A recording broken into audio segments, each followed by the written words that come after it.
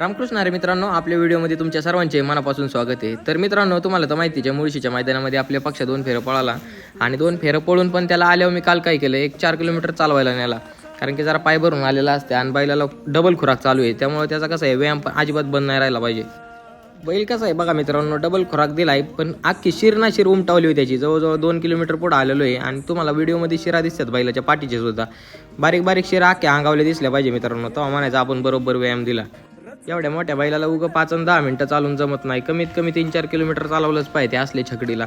मोकळं चालवण्यात बी बैलाला मोठ्या मजा नाही, कारण की त्याला थोडाफार बोजा पाहिजे। आम्ही 3 जण छकडीत बसलो होतो, बैल रिटर्न जाताना बघा कसं चाललाय।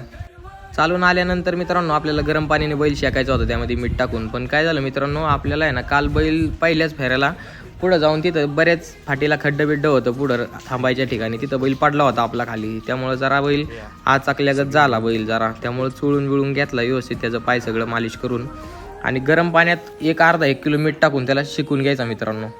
आणि हे जे बैल थोडासा पाय चमकल्यागत झाला आहे, ह्याच्यावरती मित्रांनो शिरवशीर जरी चढलेली असली तरी मित्रांनो त्यावर एक उपाय आहे, वारुळाची मातीन ते कसा लेप लावायचा ते पुढच्या व्हिडिओमध्ये मी तुम्हाला समजावून सांगतो सगळं लेप लावताना।